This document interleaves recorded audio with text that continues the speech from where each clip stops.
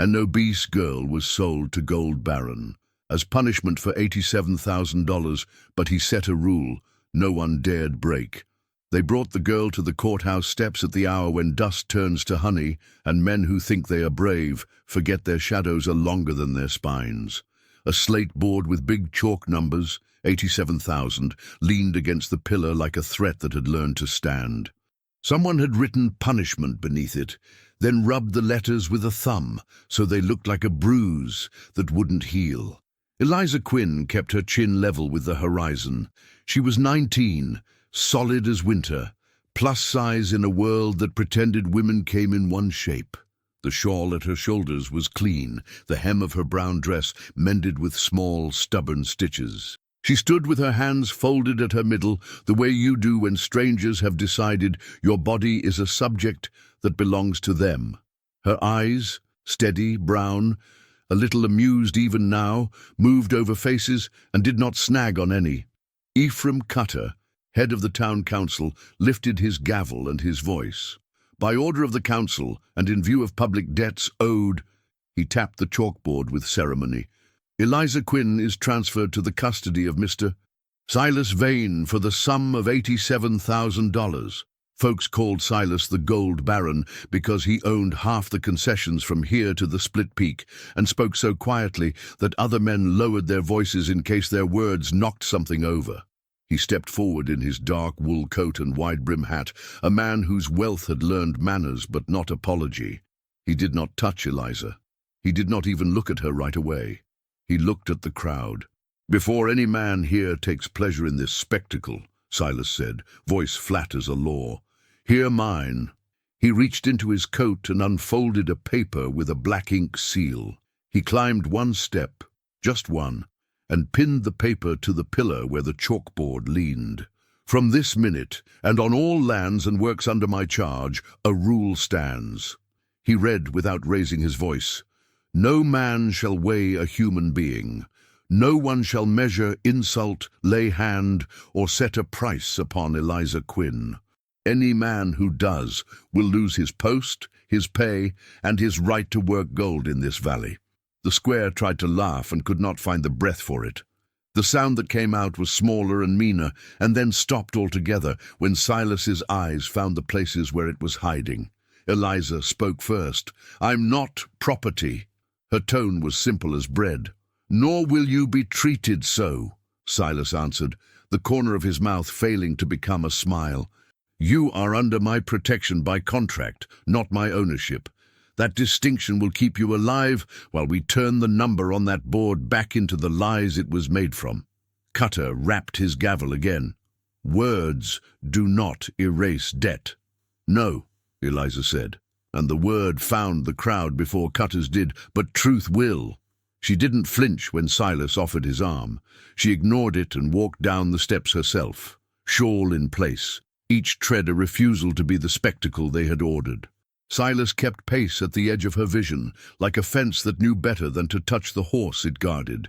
Sheriff Bram Alder, hat under one arm, fell in behind them, doing his job the way men sometimes do it, by staying close to trouble until it remembers its manners. They reached the wagon. The driver, Gideon Slate, all sinew and grin, spat to one side and made a weighing motion with his thick hand, palm bobbing in the air as if he had a scale there. "Hope the springs can take her," he said, loud enough for laughter to have something to hold on to. No one laughed. The quiet Silas had called settled over the moment like a blanket that isn't for comfort, but for smothering sparks. Silas didn't lift his voice. "You're finished," he said, and the words were not heat, but winter. "Collect your pay for the week and don't come back." Slate's grin slid. "You can't." "I can," Silas said, "by the rule you just broke." He looked past the man to the mule, as if speaking to a creature that understood contract better. "Drive." Eliza climbed onto the wagon without help. She sat on the bench and placed her hands palms flat on her knees, as if feeling the wood's truth. The number on the board, 87,000, stared at her from across the square like a dare she had no intention of taking. As the wagon rolled, The crowd did what crowds do when they have helped cruelty find its footing. It looked away, it found errands, it discovered the exact shape of its own shoes. Behind them, Cutter lowered the chalkboard and wiped punishment harder until the chalk became a cloud that dusted his cuffs. Silas walked alongside the wagon instead of riding. "You will have a contract at sundown," he said without preamble. "A limited term of service that protects you from seizure by the council and places you on my payroll, at a rate you will calculate yourself once you read my books." Eliza glanced at him. "Your books?" "You count," he said. "I've heard you do it better than men paid to try." "I sew." "You add," he corrected softly. "Sewing is just what you do with your hands while your head solves harder things." She didn't grant him a smile. "If I refuse, you're already in a trap," he said. "This makes the jaws hold you out of the teeth. We will push them apart in daylight with witnesses." "Why me?" "Because Cutter wants the town to look at you and not at his ledgers," Silas said, as if reciting something even a child could understand. "If I take your face out of his story, we will have to talk about the numbers." The camp rose from the valley floor like a rough prayer. Bunkhouses, the assay tent, the stamping mill's clatter like distant thunder, cook smoke, children learning to throw a lariat around the idea of a childhood that might survive their father's work. Eliza smelled iron and river silt and the old ache of men earning coins from stone. At the gate, a new sign hung, letters wet black and uncompromising, "Weigh no one." Men paused to read it the way they read a grave marker, hats in hand without knowing why. Silas stopped the wagon and addressed the assembled foremen and cooks, and the woman who kept the infirmary with vinegar and gentleness. "The rule is posted," he said. "You will repeat it until even the ore knows it." The infirmary woman, Temperance Vale, hair in a stern plait that could still find room for mercy, looked Eliza over with the frankness of someone who has seen every shape a body comes in. "You eaten?" she asked. "Not since breakfast took offense at the morning," Eliza said. The corner of Temperance's mouth tilted. "Kitchen," she said. "We've stew that doesn't apologize." The cookhouse smelled of onions, and a knife kept honest. Eliza sat on a bench and let the steam unclench things the square had tightened. Men tried not to look. A few failed and caught Temperance's eye and found better places for their attention. Silas stood in the doorway like a promise to keep weather from coming in. He unrolled a packet of papers on the end of the table. Contract, terms, a notary's stamp that had not learned how to lie yet. Eliza wiped her fingers, not because she feared grease on the law, but because she had been taught to meet any paper with clean hands. "Read," he said. She did, lips moving barely, finger keeping place. The clause that mattered was near the top. Not property, employee, auditor of weights and tallies, term 6 weeks unless terminated by mutual consent, protection from seizure by any party other than the county court, rule of conduct enforceable by immediate dismissal of violators. She stopped at the last line. "Any man who insults, measures, or lays hand upon Eliza Quinn without consent forfeits position, pay, and claim to future contracts." "You're going to make enemies," she said. "I already have them," Silas answered. "I prefer to know their names." "Ink," she said, holding out a hand. Temperance set a bottle down with the satisfaction of a nurse who has found the correct dose. Eliza signed her name with the slow, beautiful script of a woman who has been told to write small and decided to take up the space anyway. Silas signed beneath. "Bram," he called, and the sheriff appeared like a punctuation mark. Bram added his witness and the date. The notary, Mrs. Older from the church office, whose stamps had seen both weddings and wills, pressed her seal into the paper as if persuading it to behave. When it was done, Eliza exhaled for what felt like the first time since the chalkboard had leaned against the pillar. "All right," she said. "Let's talk about your scales." The weighroom was a long, accurate sort of place. Oak table, brass weights that remembered what heavy meant, an iron platform scarred by honest use, and a few dishonest kicks. Eliza removed her shawl, folded it, and set it aside as if taking off a judge's robe. She inspected the beam, the knife edge, the pans. She squinted at a hairline of dark where there should have been none. "Temperance," she said. "Have you a needle?" Temperance produced one from her cuff like a conjurer. Eliza slid it into the hairline and levered the tiniest wedge of lead out from beneath the beam. She held it up between finger and thumb. "A subtraction," she said. "A little theft repeated often." The foreman in charge of the room made the mistake of blustering. "No one touches that beam but—" "Eliza Quinn," Silas said, not raising his voice. The foreman swallowed everything he had been about to say and nodded as if he had meant to from the start. With the wedge gone, the scale returned to honesty 1 ounce at a time. Eliza recalibrated, set the weights in order from small faith to heavy proof, and recorded their truth in a book whose blank lines looked relieved to be of use. "Who was on evening shift?" she asked. "Gideon Slate," said the foreman, then remembered where Gideon had been sent and looked like a man who had stepped where the floor used to be. "Yesterday it was Harrow." Eliza nodded. "We'll watch the last hour of daylight like a church watches the collection plate." She turned to Silas. "Your books after supper." He inclined his head, the closest he came to a yes, and left her to the math that made men nervous and comforted her. Numbers did not whisper behind hands. Numbers did not decide a body was something to judge. Numbers stacked and balanced and told the truth when asked correctly. Outside, the sky bled itself into indigo. Men went off shift and walked past the new sign with the politeness people reserve for rules that carry teeth. From the bunkhouse yard, a voice drifted. Gideon Slate's, already drunk on spite, telling anyone who'd listen that a man could break any rule if he waited until the dark had no eyes. Eliza heard him and did not look up from the book where she was making the valley tell on itself. "Let him wait," she said softly. "We'll bring lanterns." Night put a thin skin over the camp, brittle as creek ice. Lamps bloomed in the bunkhouses. The stamping mill sighed into stillness. Voices went from work loud to card soft. Eliza sat at a corner table in Silas Vane's office, sleeves rolled, hair pinned back tighter than her patience, and read the ledgers the way a ranger reads tracks, forward, backward, once with a ruler, once with just her finger. The books were neat, too neat. Neatness can be truth, and it can be cover.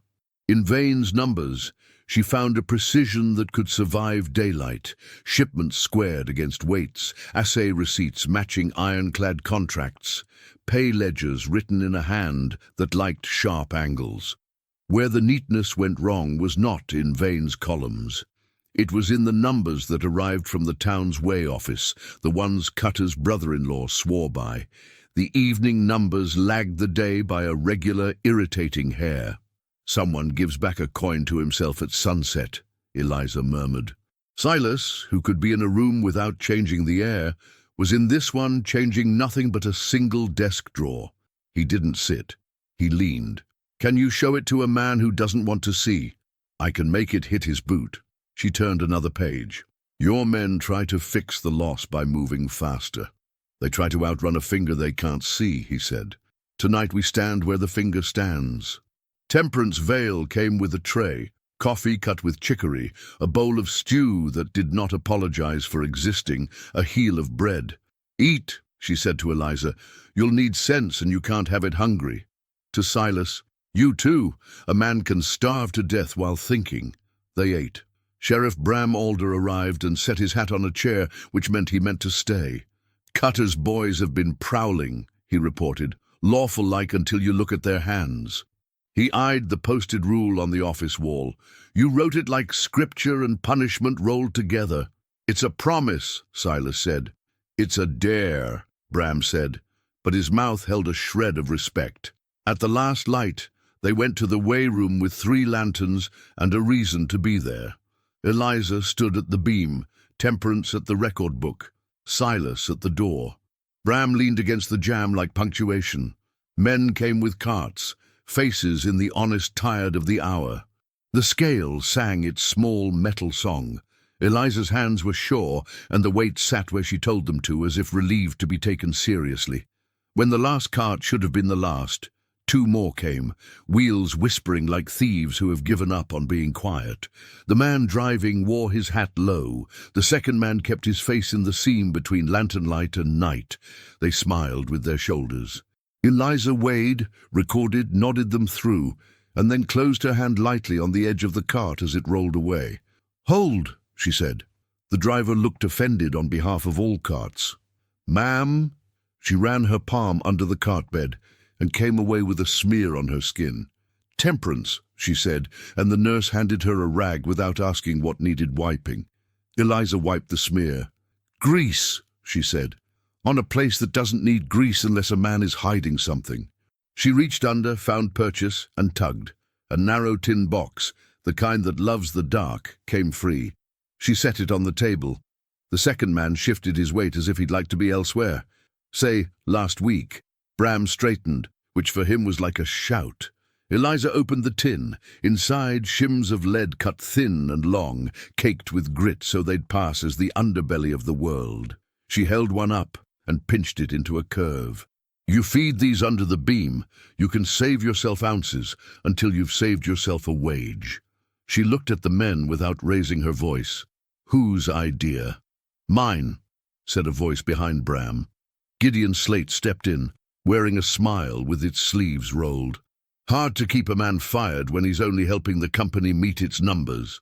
Silas's face didn't move. His voice did. "You are trespassing."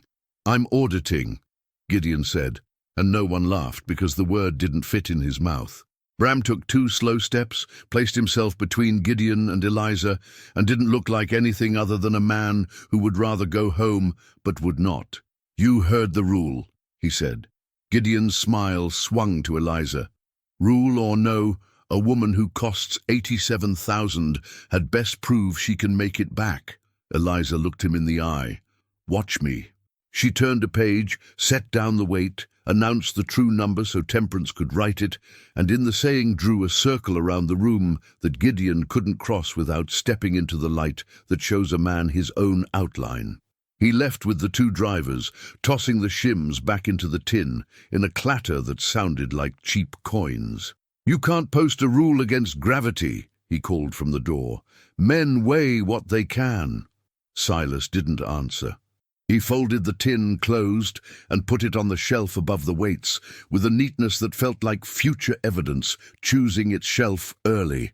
After midnight, when the carts were done and the lanterns needed refilling, Eliza and Silas walked the yard. The new sign caught the moon. "Weigh no one." The words had already learned the weather. "Cutter will come for you in a way that calls itself legal," Silas said. "He'll say the contract is a trick." "All contracts are tricks until the witnesses multiply," Silas said. "We'll put the court in a room it can't talk its way out of." He stopped at the infirmary door. "Sleep. I'll sleep when the numbers stop apologizing," she said. But she went, because Temperance would otherwise carry her, and pride is no match for a stern woman with a blanket. Eliza lay on the cot, boots neatly together as if still standing. She watched the lamplight do its small dance and rewound the day until it fit in her hands. 87,000. It was a number meant to flatten her into a story somebody else could sell. She repeated the rule to herself, quietly. Weigh no one. Under the words, she stored the faces of men who had looked away and men who had not. The curve of Silas's mouth when he refused to call ownership by a name it wanted. The way Temperance had said, she slept, and the camp slept enough to be called rest. The next day began with a council notice nailed to the gate of Vane's main yard. Sheriff Bram read it aloud in a patient voice that wasn't angry yet. Effective immediately, the council asserts a claim against one Eliza Quinn for the sum of $87,000, collectible in person or property. There followed the legal throat-clearing that men who like power use to make themselves sound like law. At the bottom, Ephraim Cutter's name slouched next to a stamp that hadn't been taught shame. Silas took the notice down as if removing a tack from a heel. He turned it over, folded it, put it in his pocket. "We answer in daylight," he said. "Daylight's too generous," Bram said, "but it makes a better record." They answered in the square. Cutter came dressed like a verdict. Behind him, the other councilmen arranged their expressions into what they thought law looked like when it smiled. Eliza stood at Silas's left, Temperance at her right, Bram just behind. The townspeople formed a tall half-circle that had opinions and no benches. "Mr. Vane," Cutter began, in a voice practiced for celebrations of his own importance, "you have interfered with lawful collection. The girl belongs to the town until the debt is—" "Eliza Quinn is not a girl," Temperance said, "and she does not belong." Cutter blinked at being interrupted by a noun. "Be that as it may." "As it must," Eliza said, calm as a ledger column. "Say what you came to say without speaking around me." Cutter smiled like a coin flipped and caught. "Very well. The council moves to seize the person of Eliza Quinn for transfer to the county workhouse until the debt is satisfied."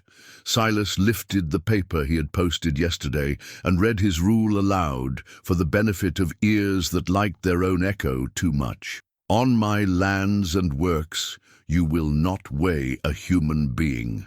You will not measure insult, lay hand upon or set a price upon Eliza Quinn. Any man who does loses his post, pay, and right to work gold here." He lowered the paper. "Sheriff?" Bram looked at Cutter with the weariness a man gets from carrying 2 sacks and being told they weigh the same. "You want a riot before midday?" Cutter's smile changed a fraction. "I want order." "Then stop tugging the thread," Bram said. "If you have a paper a judge has signed, we'll walk to his bench and read it out. If you have a poster you made yourself, nail it to your barn." Laughter found places to sit. The councilmen startled at the sound as if they had expected cold air, only to discover that breath makes fog even when men are angry. Cutter tried a different instrument. "Mr. Vane, there are men in this town who bend to you because you pay them. Will you bend to the town that gives you the ground to stand on?" Silas said nothing for a heartbeat too long, which made the answer heavier when it came. "I bend to the law," he said. "I kneel to justice. You are neither. Bring me one, and I will sign it." Cutter's eyes went to Eliza's body and came back greasy. "All this for—" Temperance took a half-step forward. The people held their breath to see if the rule had teeth they could watch bite. Cutter remembered what getting bit feels like and chose to speak to the air instead. "Very well. We'll see you in court. Meanwhile, the town will not shoulder the expense of feeding your cause." "Eliza earns her keep," Silas said. "Better than most men I pay." Eliza didn't look at him. She looked at the women watching from behind the men. "We'll post what we spend and what we save," she said. "So when Cutter comes with big numbers again, you'll know which ones belong to you and which belong to his friends." That afternoon, the numbers began to talk.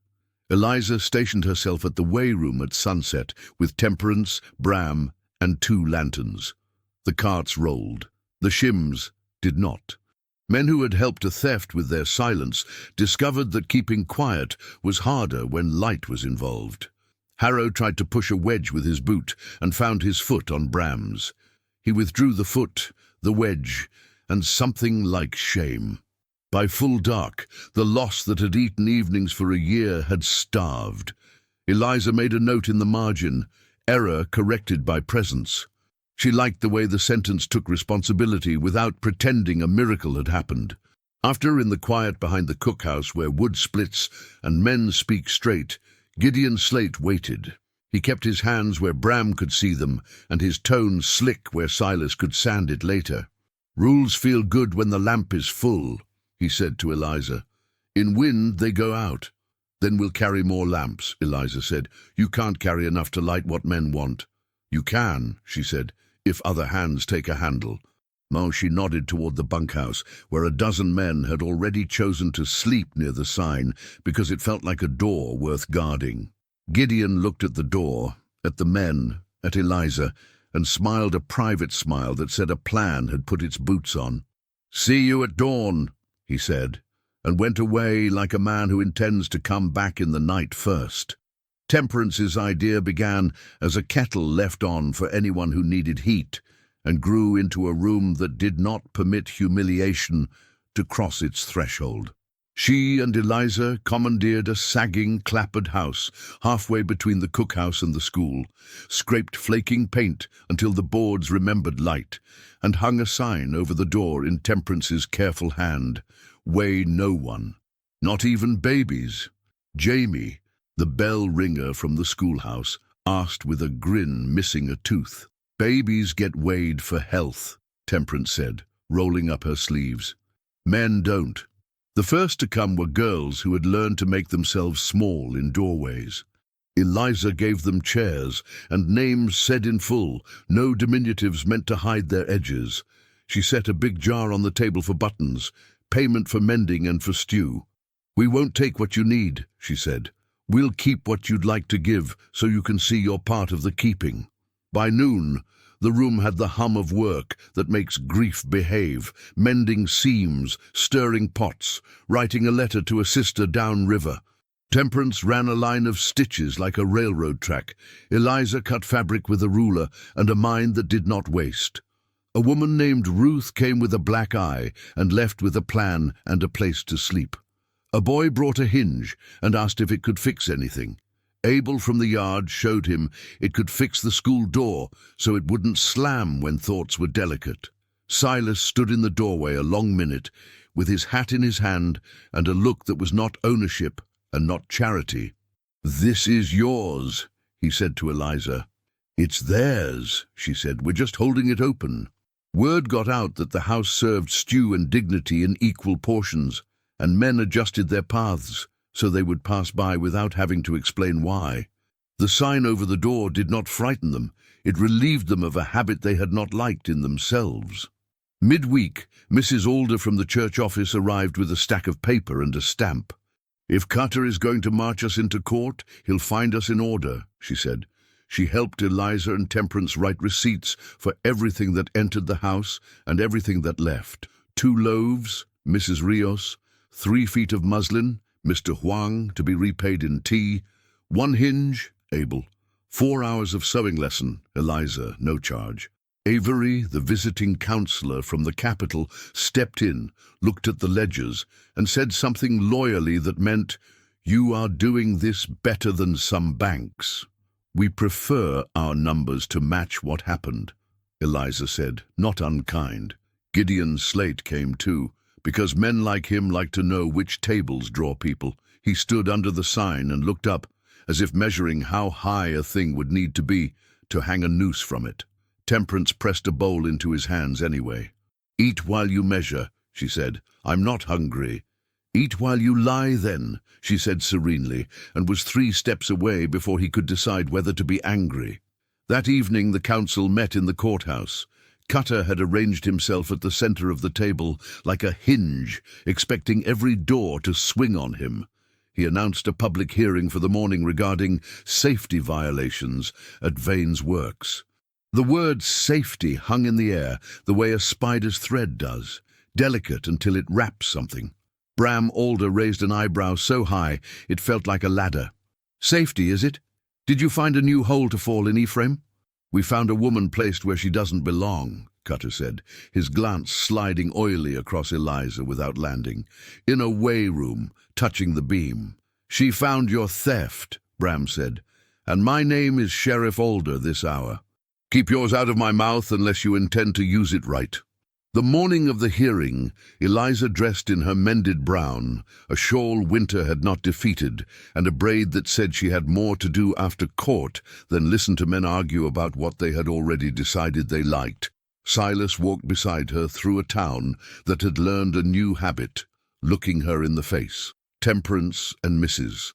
Alder followed with the ledgers in a basket, Avery carrying a copy in his own bag, as if he might rescue it if anyone tried to take it. The courtroom was full the way bread is full, dense, warm, necessary. Judge Halstead sat straighter than his habit and tapped his gavel like a man trying to identify a rhythm he could live with. "We gather on the matter of alleged safety violations," he began.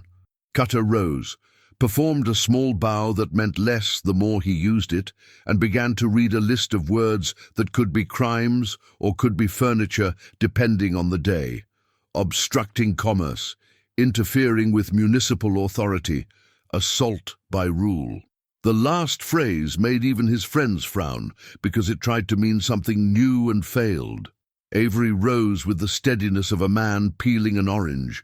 "Your Honor, we submit 2 ledgers, one of Vane's Way House, one of the Community House, and the notary's seal on the rule Mr. Vane posted. We further submit that Ms. Quinn has reduced loss at Sunset to 0 for 3 consecutive days, and that accidents have decreased by a respectable fraction since the rule's announcement." Judge Halstead examined the papers as if they might try to wriggle.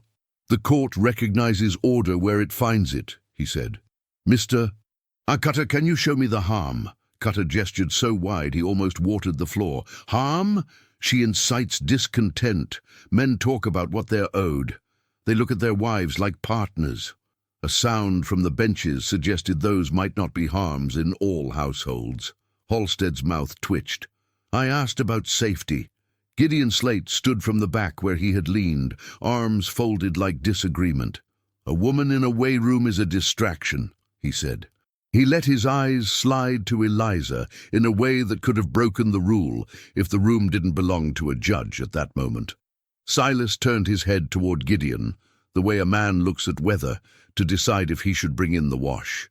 "The only distraction has been the men who came to slide lead under the beam." Bram produced the tin box like a magician, forced to work in a room that didn't love him enough. He set it on the rail. The judge peered in, raised a brow, and then raised the lid higher so the room could see. "And these, evening loss," Eliza said, "made portable." Halstead closed the tin with more tenderness than the metal deserved. "The court sees no safety violation and encourages the continuation of practices that reduce both theft and accidents." Regarding the counsel's claim against Ms. Quinn, "If you intend to seize a person, bring me a court order signed by a judge who did not eat your supper last night." Laughter stayed brief and correct. Cutter scowled in a manner that looked good from far away and worse up close. "We will bring our papers," he said. "Do," Halstead said, impatient. "Bring the right kind. Ms. Quinn, Mr. Vane, continue your work.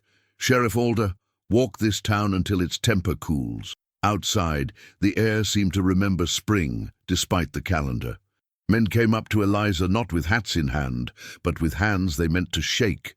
She shook them. Women came with questions about wages and weights, and whether the house with the sign had extra stew. It did. By afternoon, Eliza had found a pattern in Vane's paperwork that sang a tune Cutter wouldn't like. The number 87,000, so big the chalkboard had not been able to stand straight under it, matched to the dollar a deficit drawn from wage accounts over a season and a half. It was not a fine, it was a cover. "He used me like a curtain," she said, half to herself. Silas nodded once, the smallest admission that rage had someplace to sit in him and would be fed later. "Then we take the curtain down in daylight." That night, the house with the sign hosted its first gathering that felt like a town meeting without the chairs bolted down. Mrs. Alder read the rule aloud.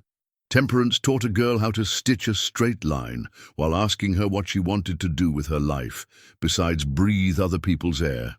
Avery proposed making copies of the ledgers and keeping them in 3 places. Bram showed Thomas, the boy with a hinge, how to ring the school bell even when his knees shook. Gideon Slate stood outside smoking and told anyone who came and went that rules are cages, and some men prefer sky. He flicked ash. He smiled at the dark as if he had an appointment with it. When he was sure no one was looking, he loosened the hinge on the house's back door, just enough to make a future accident feel like it belonged to bad luck. He whistled a tune that did not make it to the end of itself. Eliza banked the house's stove, counted the buttons in the jar, wrote down who would get bread in the morning, and closed the ledger with a flat palm. On the inside of the cover she wrote in small, deliberate letters, "When the number is a weapon, make it a witness." The sign over the door creaked as the night wind nosed it. It didn't fall. It didn't forget what it said. It told the dark a thing about itself and dared it to argue. Eliza woke to a sound the house wasn't supposed to make, a hinge whine that had nothing to do with winter and everything to do with a hand that had loosened screws by lamplight. She was on her feet before her thoughts matched her boots. Temperance was already halfway down the hall, braids swinging like a line on a plum, and Ruth, the woman with the yellowing bruise, had risen from her cot with the slow care of someone who knows a door can be an enemy. The back door breathed inward, then outward, then gave up and swung wide. Cold came in with the entitlement of a man who thinks he belongs everywhere. The sign over the front, "Way No One," creaked but held. Eliza caught the door with both hands and felt it lie. This wasn't storm. This was sabotage done by someone who knew how far to back a screw out without dropping it. "Light," Temperance said, and Thomas, the boy with the hinge, appeared with a lamp that had learned not to spill when asked to run. He held it steady while Eliza pressed the door back to the jamb, set her shoulder into the gap, and felt for the screws by memory. 1, 2, 2 loose, 3, almost free, 4, gone. She found it with her foot and rolled it under her boot until the lamp could find it, small and guilty on the floorboard. "New policy," Temperance said, voice level while her fingers were quick. "We sleep with a screwdriver under the pillow." Eliza smiled despite the cold. "We sleep with witnesses." She raised her voice. "Ruth, you up?" "Up," Ruth said, covering the girls with blankets that would keep them from curiosity and therefore from seeing men in the shape of fear. They set the screws, snug but not angry. Temperance ran her hand over the hinge like a nurse checking a pulse. "This will hold," she said, "until someone decides it shouldn't. Then we'll decide before him," Eliza answered. She looked at Thomas. "Find Abel when it's light. Ask for a strap and a bar. We'll give the back door the habit of saying no." Sheriff Bram arrived, not because they had sent for him, but because he had taken to walking loops around trouble at hours when honest men slept. He took in the hinge, the screw print, the scuffed sill.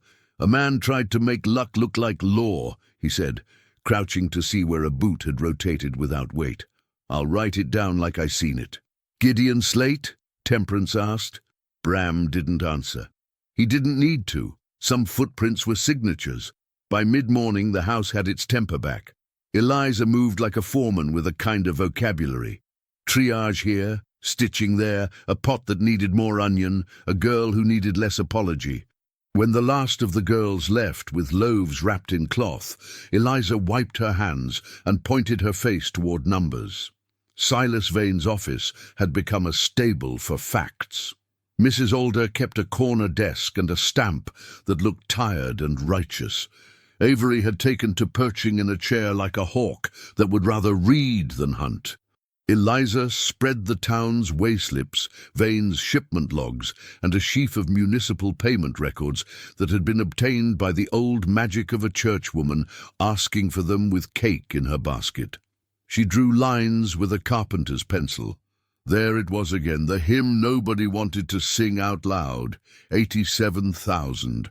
If she started where Cutter's brother-in-law's book began to wander and walked the numbers to where Vane's books met the banks, she came out at the exact chalk a man had leaned against a pillar to hurt her with.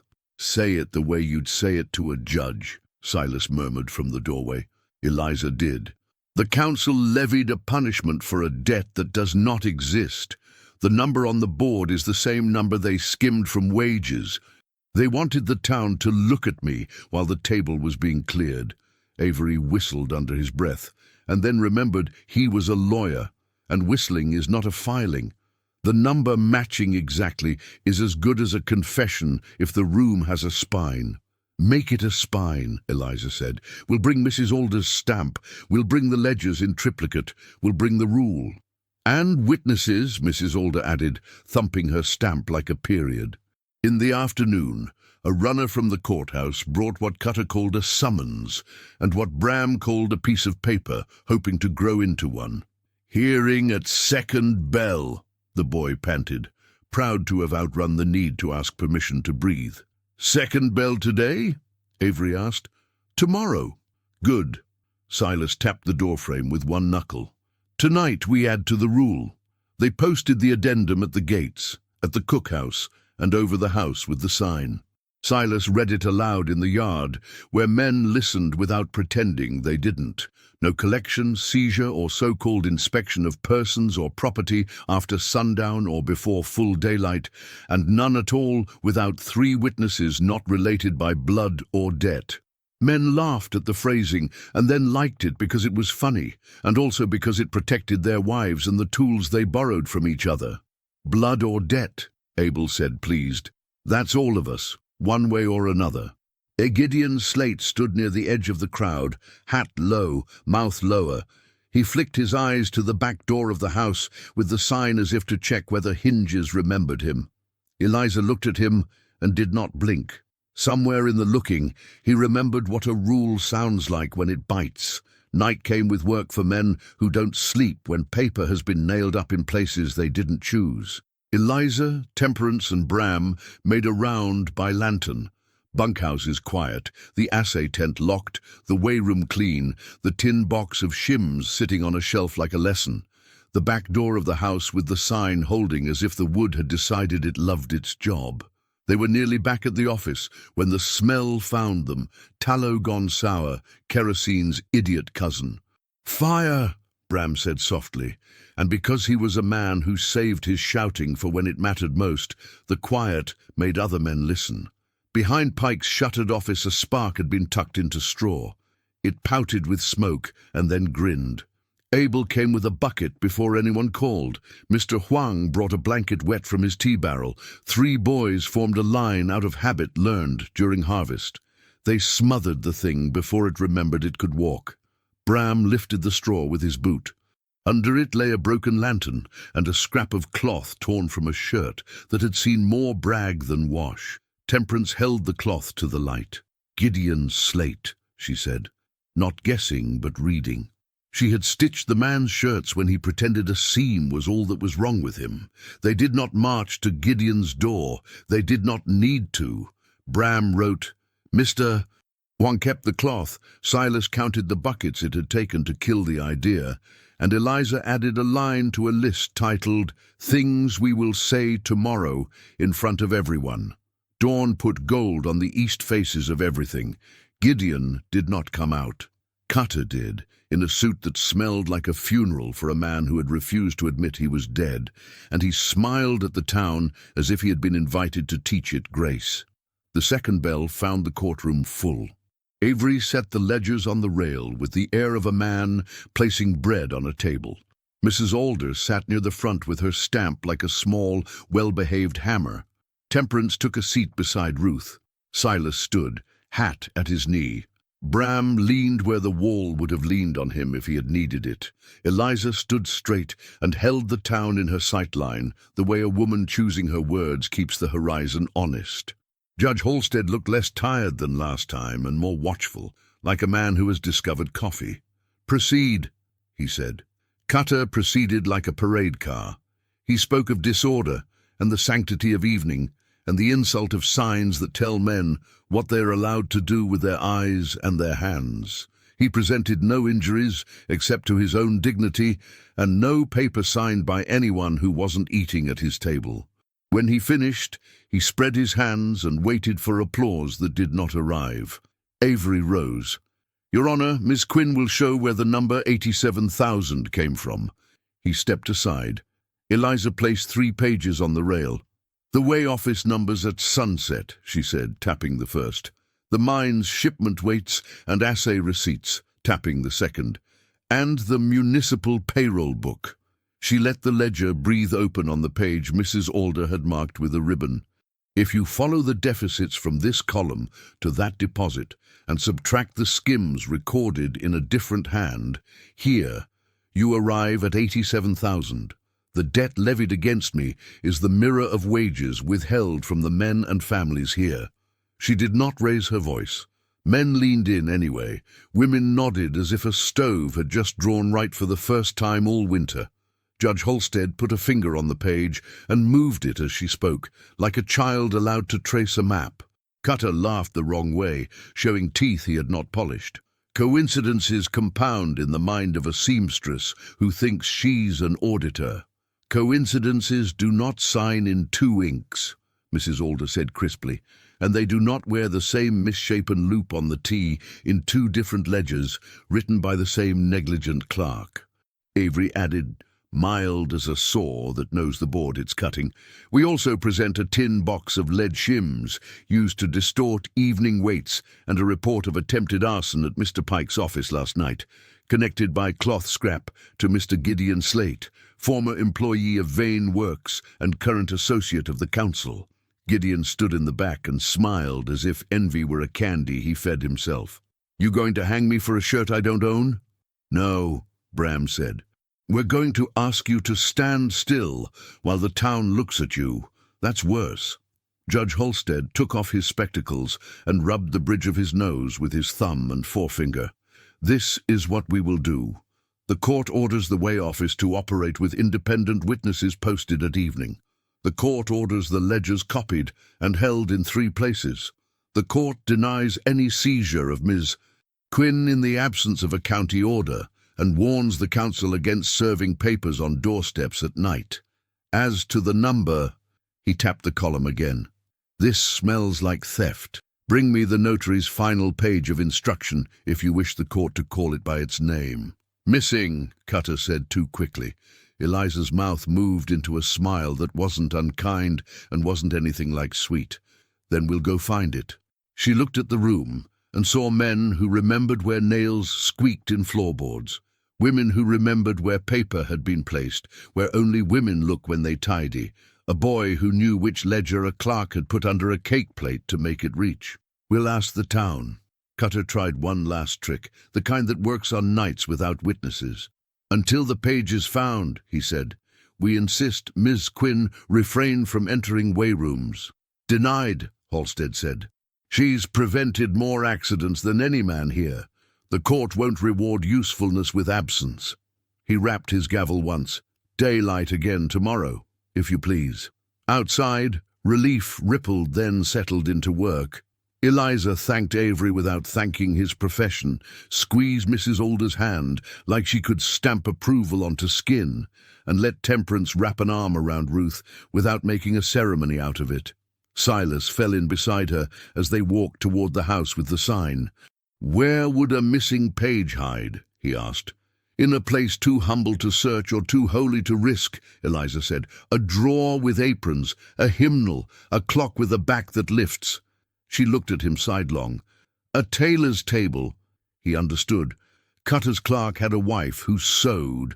Notary Pritchard had liked waistcoats with fussy pockets. Men brought paper to women when they wanted it to be safe, and then forgot women are not vaults. They are archives with memories and opinions. They canvassed, not with warrants, but with bread and questions. Mrs. Alder asked at the church, Mr. Huang at the shop. Abel checked under floorboards where men had stashed cards and bottles. Temperance lifted the lids of sewing baskets and apologized to Thimbles for alarming them.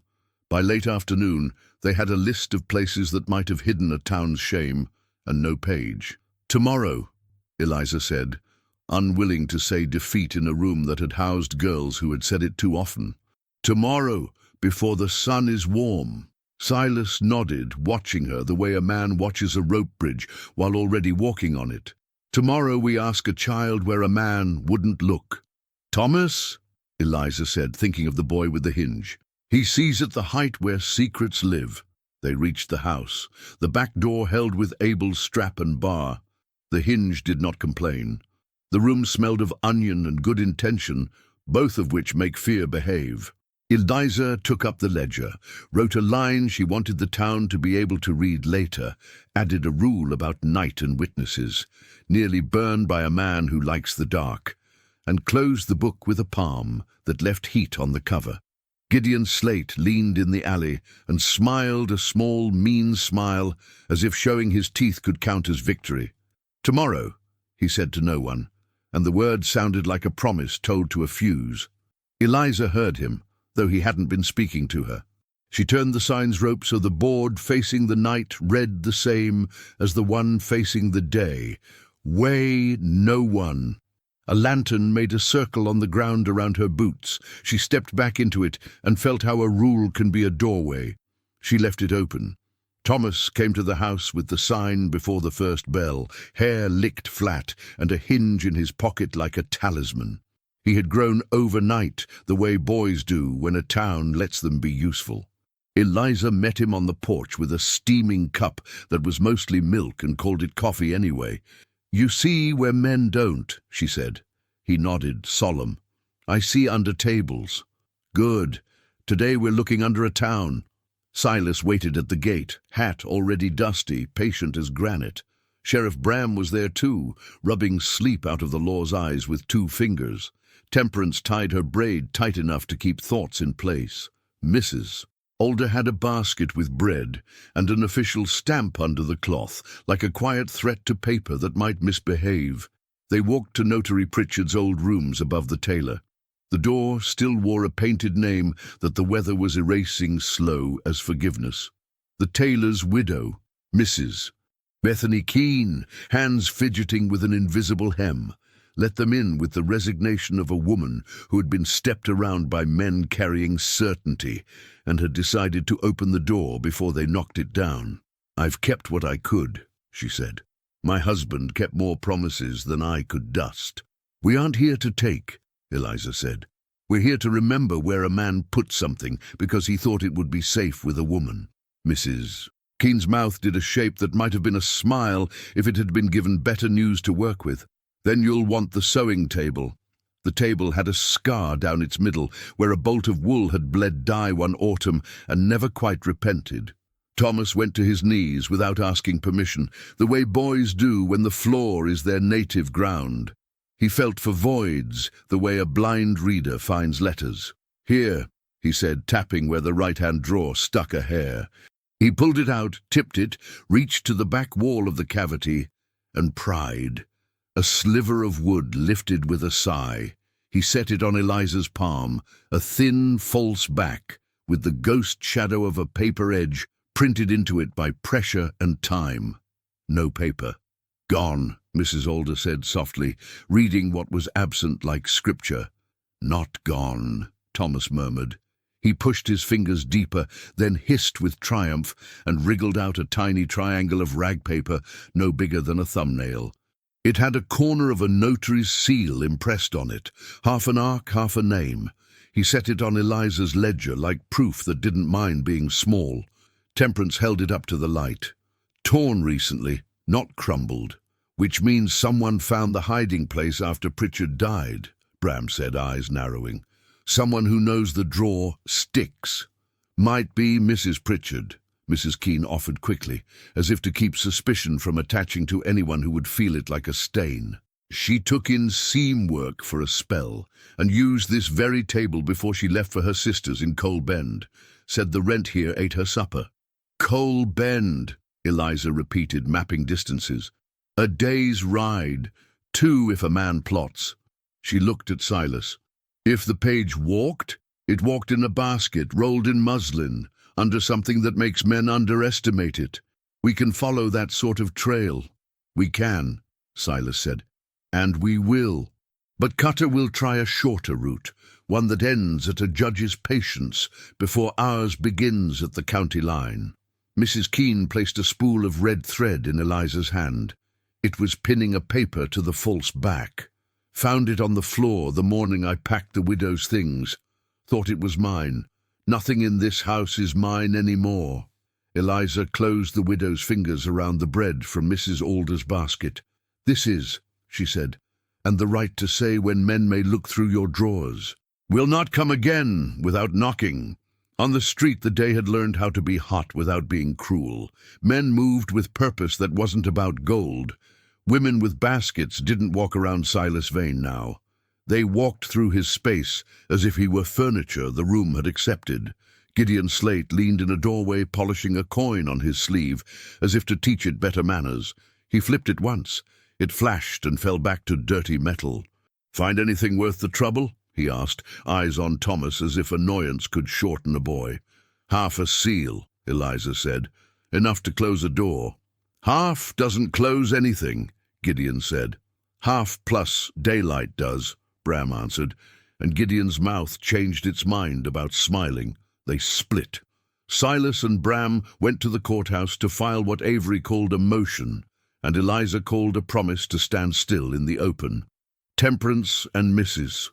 Alder took the triangle of paper to the church office to press it in a Bible between Amos and a psalm about plumb lines. Eliza went back to the house with Thomas to draw a map a child could follow to Coal Bend with a grown man's legs. "Why me?" Thomas asked, delighted and afraid in equal measure. "Because I need eyes that see low," Eliza said, "and a truth-teller whose voice makes men kinder when they hear it." He nodded solemnly at being assigned 2 jobs. "Do I get paid?" "In stew and the right to ring the bell whenever you like," she said, which in cold water was better than coin, since coin was barely more than a rumour this summer. "And if anyone weighs you with a look, you point to the sign." He grinned. "Weigh no one." They practiced what to say at a door where a woman might be tired of answering it. Temperance made Thomas rehearse, "Good morning, ma'am," until it sounded like manners and not apology. Mrs. Alder taught him to hold the paper triangle in an envelope so he wouldn't worry it to lint. Bram lent him a deputy's badge for the trip that didn't mean authority and did mean adults would listen faster. Silas arranged the ride. Jonah Creed, thin, quiet, a garimpero whose hands had learned how to be gentle with both rock and children, held the mule's rein and didn't say much. He didn't need to. Thomas sat square in the saddle and looked like a boy pretending to be a man, and a man remembering being a boy. Eliza walked a stretch with them to the bend where the sycamore leans, as if the road bored it. She put her hand on the mule's neck and whispered nothing the animal couldn't have invented on its own. "Back by dark," Bram called. "Back by right," Eliza corrected, because sometimes distance isn't what takes time. Coal Bend sat lower in the valley and lived louder. Jonah kept them off the main street and cut down behind the Coopers, where children accumulate. He spoke 3 words to a girl with elbows like barbed wire and got 3 nods that meant Mrs. Pritchard had moved into a back room at her sister's and worked late by a window that stuck. Thomas swallowed his fear and knocked in the pattern Temperance had taught him. 2 quick, 1 patient. Mrs. Pritchard opened the window first, a sensible habit, and peered down. Worry had drawn her mouth into a line that meant she had paid too much for someone else's mistakes. Jonah touched his hat. Thomas held up the envelope with the triangle piece, both hands like offering a bird. "We're here to return something that wants its other half," he said perfectly, because practice and hope make good partners. An hour later they were back on the road with a packet wrapped in old music paper. Mrs. Pritchard had not wanted to let it go until Thomas said, "It belongs to the part of town that doesn't fit in one house." Then her hand shook, and she handed it down and said, "Tell Mrs. Alder I did my best to keep it out of pockets." Thomas promised. Jonah promised with his eyes. Half a mile from the Split Peaks shadow, 2 riders stepped into the road as if they were the road. Their hats tried to look like law. Their coats tried to look like winter. One had a badge bought from a drawer. The other had a mouth that loved trouble.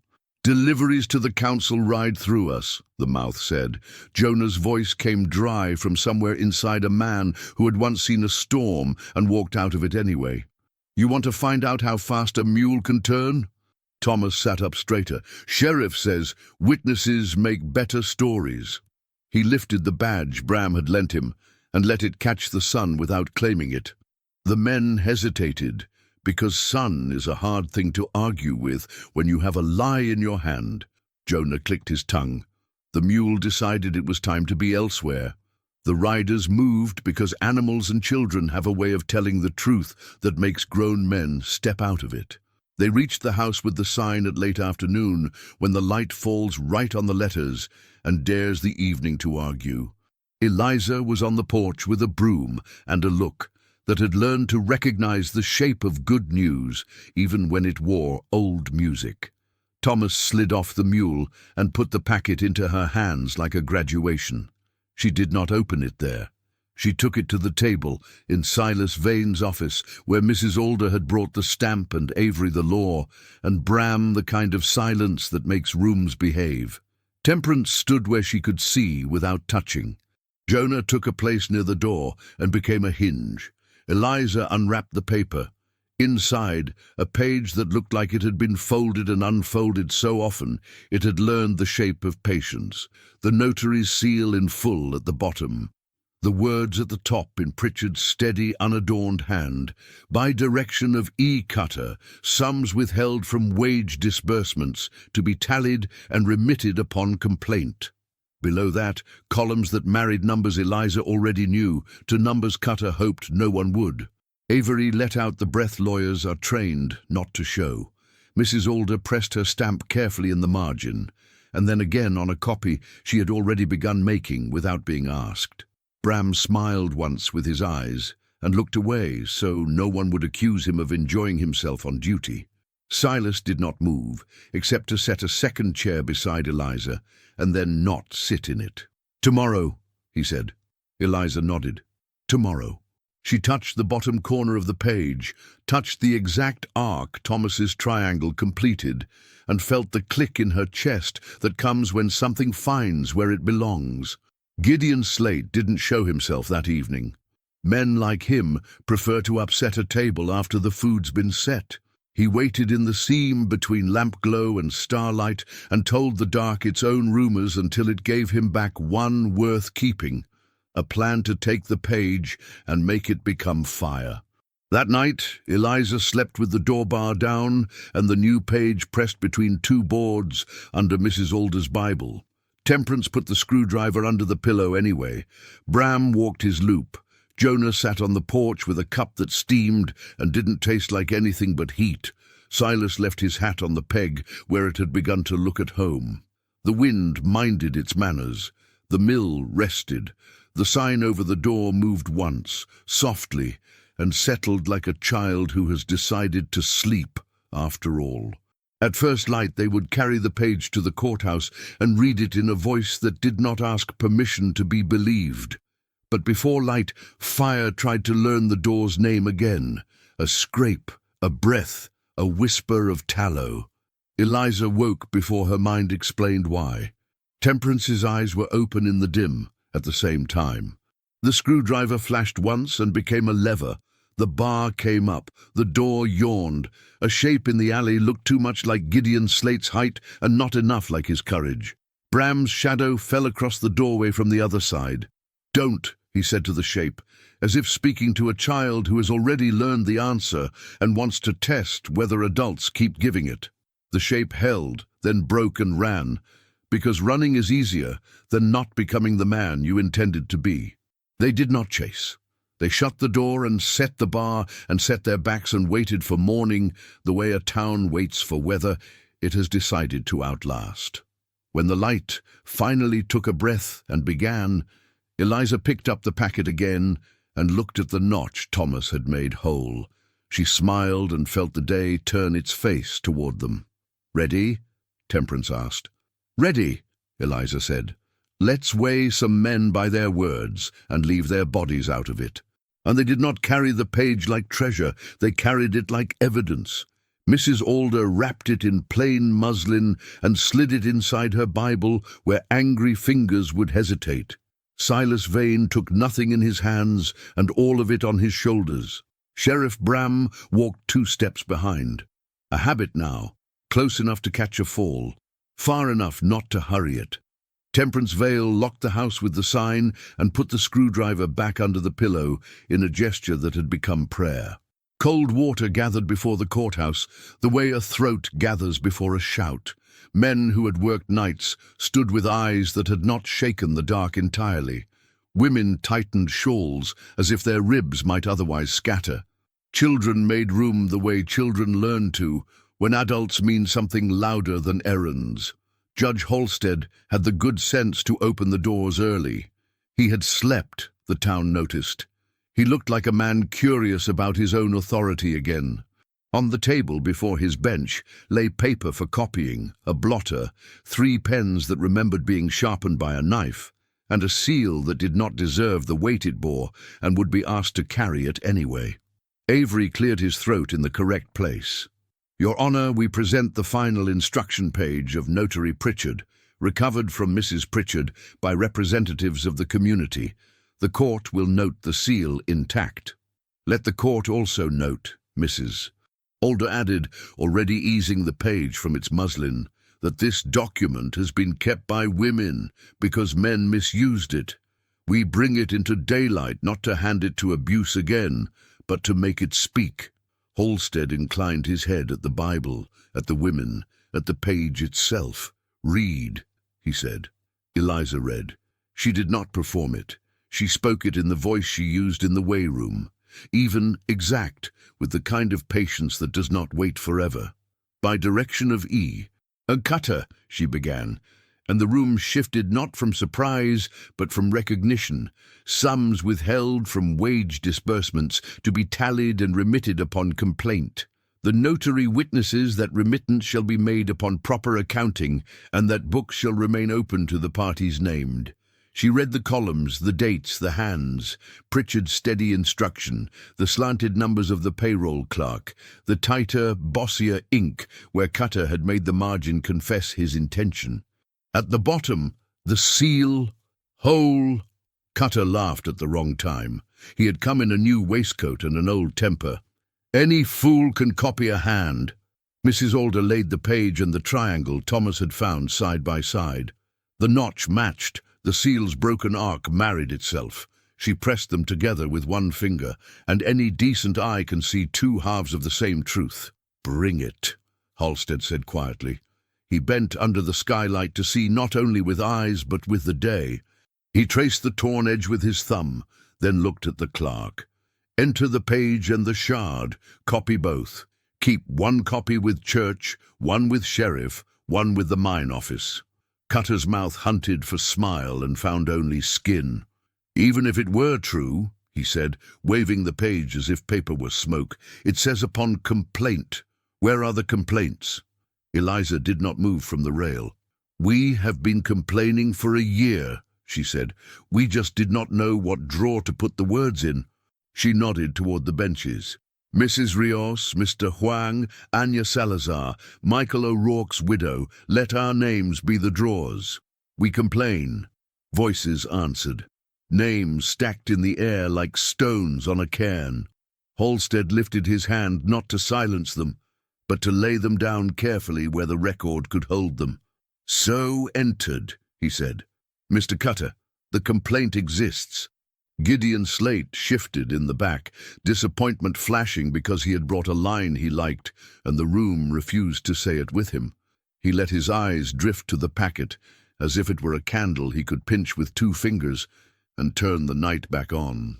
Avery continued, mild as rain.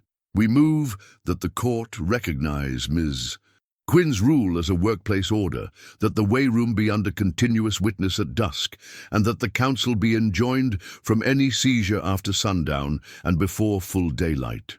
Granted, Halstead said, before Cutter could perform any of his objections. For 90 days, renewable upon demonstration that accidents continue to fall and weights continue to be honest. He took off his spectacles and made a second, smaller decision. Ms. Quinn, the court thanks you for reducing the harm men do to themselves when they are tired and alone. Eliza felt her face warm, not with shy, but with relief that the room had remembered what she was for. She nodded once. We will keep the lights on. Cutter chose fury.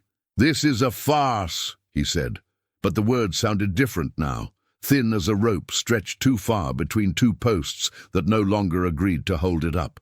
You cannot run a town by kitchen rules.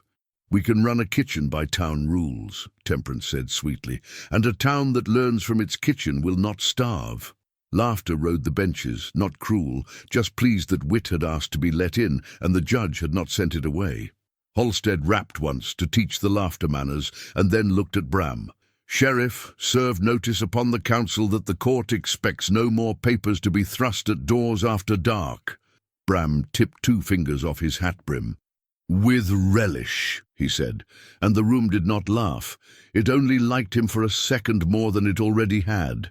Outside, the square rearranged itself into smaller rooms. Work crews formed without order being shouted, one to copy, one to carry, one to explain. Mrs. Alder sat at a table under the eaves and stamped the copies as fast as Jim from the print shop could pull them. Avery showed Ruth how to number each page, because a lawyer who wants to go to heaven sometimes teaches a woman how to keep men from unnumbering her life. Eliza and Silas stood where two streams of people crossed. Men placed their hats back on their heads after speaking with her, an old respect that had learned a new reason. Women touched her sleeve not to claim a piece of her, but to show her their names would stand next to hers if the wind picked up.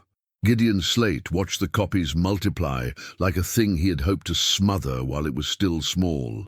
He stepped toward the table once, casually, and bumped a stack so it scattered. Thomas was under it before the papers hit the ground, catching pages in that low place where gravity forgets to be the boss. "Careful," the boy said, not impertinent, simply correct. Gideon's cheek twitched. "Town," Cutter's clerk called from the courthouse steps. "The council will host a forum at sundown to explain its position." "No after sundown," Bram called back, pointing at the new addendum posted in 3 places. "If you want to explain yourself, do it while we can see what your face is doing. Then at 5, the clerk amended, and the town laughed because it had just watched a man's mouth move around a rule not his and find a way to sound like he owned it. At 5, the square was thick with something steadier than anger. Cutter stood on an apple crate that had survived being many crates before and would survive him. He began with gratitude, even though the word fought him. "Thank you for attending. Thank you for considering. Thank you for not being unreasonable," and then slipped into threats as if into a favorite coat. He said the capital had frozen accounts again. He said the bank would not honor Vane's drafts. He said charity was good, but order was better. Eliza stepped up onto nothing and became taller exactly enough. "We are not giving alms," she said. "We are returning what was kept back." She gestured at the copies. "The proof is in your hands. If the capital wishes to freeze paper, we will use wood, flour, hands. You cannot freeze hands." "Hands don't pay taxes," Cutter shot back. "They build the roads you like to walk on to go count," Abel said, a simple sentence that made men look at their boots. Gideon took another path. "Let's hear the rule again," he said loudly. "Let's see who dares break it." He looked around for someone to push. His eyes landed on Ruth, smaller than most men, still wearing the bruise that had faded to the color of doubt. Silas stepped between without rushing. He did not face Gideon. He faced the crowd. "Weigh no one," he said, reading it from the sign as if it had been written in sky. "Measure no one. Lay not your hand." His voice dropped. "This rule is not a cage. It is a mirror." Gideon's sneer worked up courage. "What if a woman is a liar? What if this whole show is a trick?" He reached, not for Ruth, not stupid enough for that, but for the sleeve of Eliza's shawl, meaning to tug, to make a point with fingers, to see if the rule only worked on paper. 2 things happened so fast they braided. Jonah Creed caught Gideon's wrist like it was a snake heading for a child, and Bram's hand found Gideon's shoulder with the pressure that tells a man his next breath belongs to a different plan. "Rule holds," Bram said. "You lose your post, your pay, and your right to work gold." "I don't work for Vane," Gideon spat. "You work for the earth," Jonah said quietly. "She's tired of you." He let go. Gideon took a half-step too many backward and nearly fell from the crate he hadn't climbed. The town did not cheer. It let him step down and leave because sometimes dignity is a better punishment when a man has so little of it. Cutter saw something failing and threw a last rope. "We move to dismiss Ms. Quinn from any authority over weights," he announced. "Let the men do men's work." Eliza's hands closed slow, then opened. "Men are welcome to do it," she said. "Bring me one who hasn't stolen an ounce in the last year, and I'll hand him the beam." No one volunteered. Not because they were all thieves, but because they liked being counted with the part of themselves that had wished for honesty for longer than their hands had remembered how to be. Halstead stepped from the courthouse and saved Cutter from the trouble of inventing his own farewell. "Enough," he said. "If there is to be a dismissal, it will be because I order it. I do not." He looked at Eliza. "Ma'am, can you continue to reduce loss?" "Yes." "Then do." He looked at the town. "And help." The sun fell behind the split peak and left a band of copper where day had been. People didn't scatter. They arranged themselves into chores because a day that had gone this far deserved to end with soup. Mrs. Alder packed her stamp back into her basket and patted the Bible once, as if to congratulate it on having hosted something complicated. Avery collected the extra copies and handed them to boys who ran them to the church, the mine office, and Mr. Huang's counter. Temperance slipped her arm through Ruth's and guided her toward the house with the sign. Silas helped a man lift a barrel, not because he needed to, but because men do heavy things when they want the evening to remember them as useful. Silas stood with his hat in his hand, not as a sign of apology, but because rooms without roofs deserve the same respect. "Ms. Quinn," he said softly, "we turned the number on the board into a mouth that told the truth today." "We did," she said. "Tomorrow it will try to become teeth again. Then we will keep reading from the same page." They walked back to the house with the sign through air that had finally remembered how to feel like evening without feeling like threat. Jonah peeled off toward the bunkhouses. Bram resumed his loop, borrowing the rhythm of the night for his boots. Eliza set the page back under the Bible without ceremony. Temperance slid the bar. The hinge did not complain. They were nearly asleep when a sound moved under the floor like a rat with an opinion. Eliza sat up, listening not with ears, but with the part of the body that learns the house the way a blind woman learns a face. There it was again, a soft, purposeful scrape beneath the kitchen, where the creek ran in a narrow stone throat, and men sometimes used the culvert to move what they hoped would not be seen. She touched Temperance's wrist. No lamp, no words. They moved together, silent, to the back step. Outside, the moon had not yet remembered itself. Bram's shadow appeared in the yard, without being called because some men are a hinge too. Eliza pointed to the crawlspace hatch. Bram went to one knee and lifted it an inch. Cold air breathed out that had recently been in a man's lungs. "Come out slow," Bram said to the dark. "If you run, you'll scrape your hide on rock and pride both." Silence decided what to be. Then a boy, older than Thomas, younger than Sense, eased backward into the night with a bundle against his chest.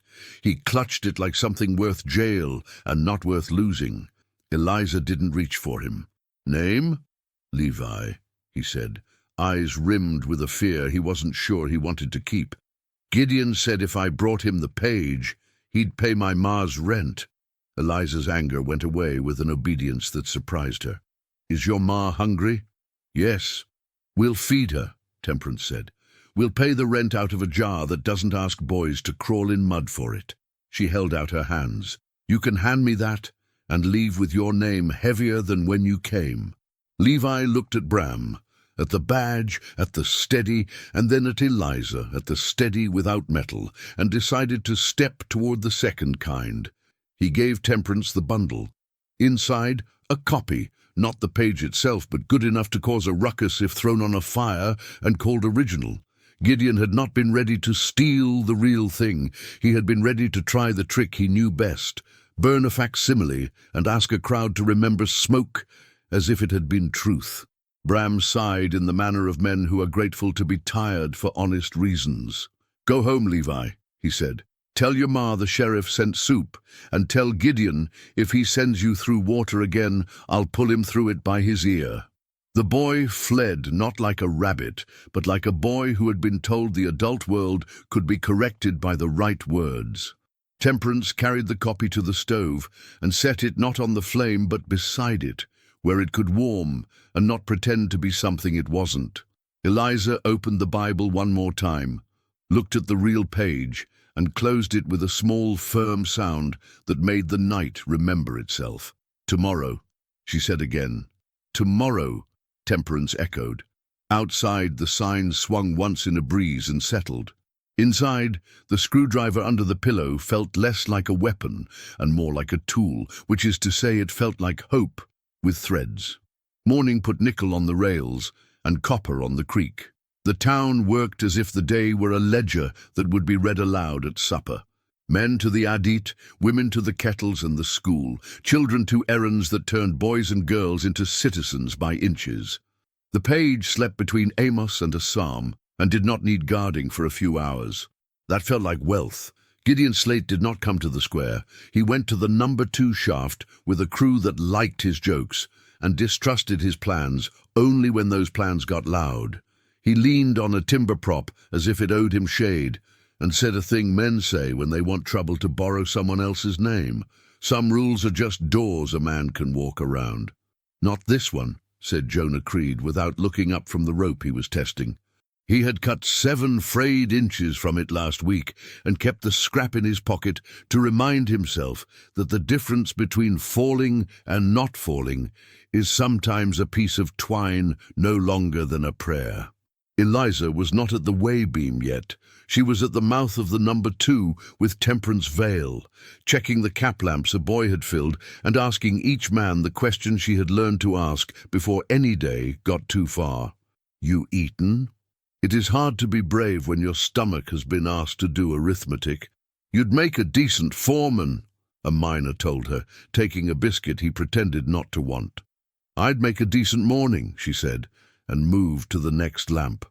Sheriff Bram's loop brought him past the adit just as a sweet wrong smell climbed up the air shaft. Not the honest stink of sweat and mule, not the healthy bite of pine tar, but the breath of the earth when it has kept gas in caves and resents men for lighting matches in its throat. "Hold," Bram said, not loud and not needing to be. "Vent another 6 minutes." Gideon rolled his eyes in a way that read as leadership to men who didn't want to be late to their own wages. "We'll be down and back before your coffee cools." He shouldered past with 2 boys, too new to have learned disobedience's proper uses. Eliza stepped into his line the way a door does when it has a bar across it. "You'll wait," she said.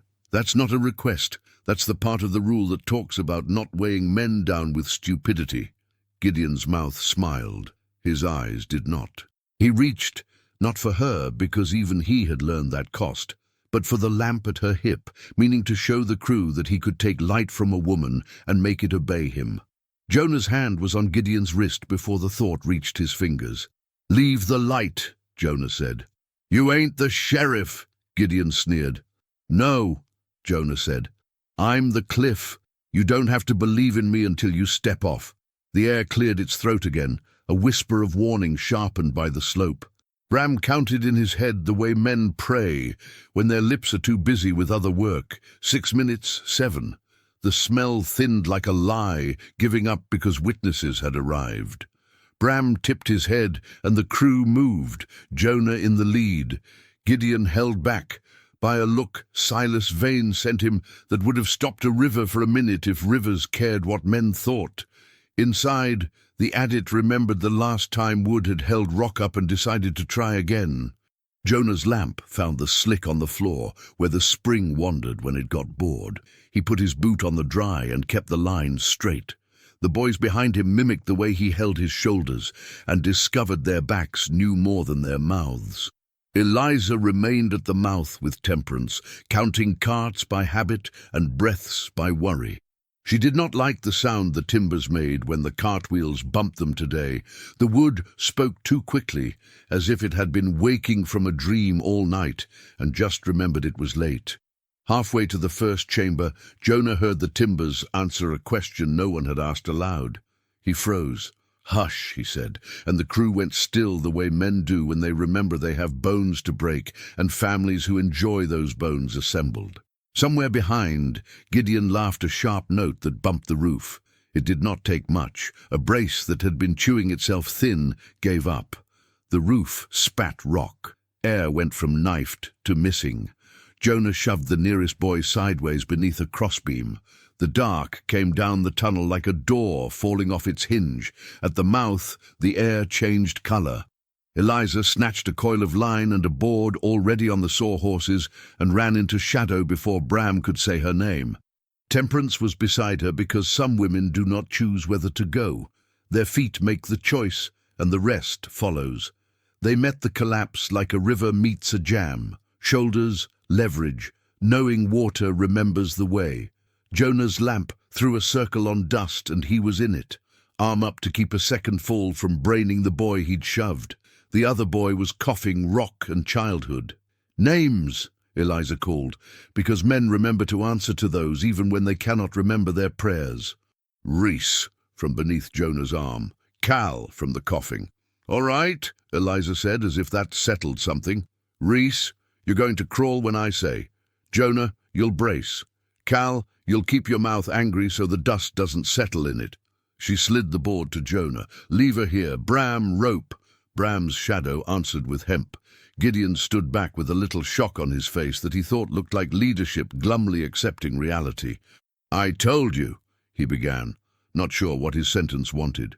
"Shut it," Temperance said without heat and without taking her eyes from the crushed sill. "If you can't lift, hush." They worked. Work is the only answer some days. The board creaked. The rope sang the way rope does, when its job is more important than its dignity. Jonah grunted once the way a man does when he has found the right part of himself. Reese wriggled like a creature born of tight places, and found daylight with a cry that made the timber pause, as if listening to a better story. "Cal next," Eliza said. "I need an anchor." She looked at Jonah. He shook his head no, not because he doubted her, but because the part of him that had learned to feel weight without touching it recognized the plan a woman was about to have. "You'll take the rope," she said to Bram. "You'll take Jonah's end on the board," she said to Temperance. "And I'll be the ground." She sank backward, set her heels in the grit, and made herself into the thing gravity could trust. Men had used her body to make jokes in their mouths. Today it would be the post a boy tied his life to. "On 3, she said, and counted like a foreman, slow, right, believing numbers can be holy. The board took the strain. The roof lifted a grudging inch. Cal's shoulders cleared. Jonah pulled, Bram steadied, Temperance leaned into the stubborn of it, and Eliza held a rope that had learned her name.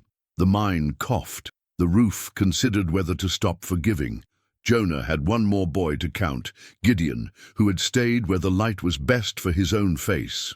"Out!" Jonah ordered. Gideon backed into daylight as if he had meant to all along. He emerged into the square mouth and promptly took a breath large enough to fill a man with 3 times his courage. "This is what comes of letting a seamstress play foreman," he announced to the sky, which did not answer. Bram took off his hat and wiped his forehead with his sleeve. "This is what comes of a man trying to outrun a smell," he said. "If you'd waited the 6 minutes, we'd have cheated death," Gideon said, trying for gallows humor and missing both parts. Eliza did not look up. Her hands were still on the rope. "We do not cheat death," she said. "We pay it as little as it will accept." She felt Cal clear the last brace and then collapsed backward.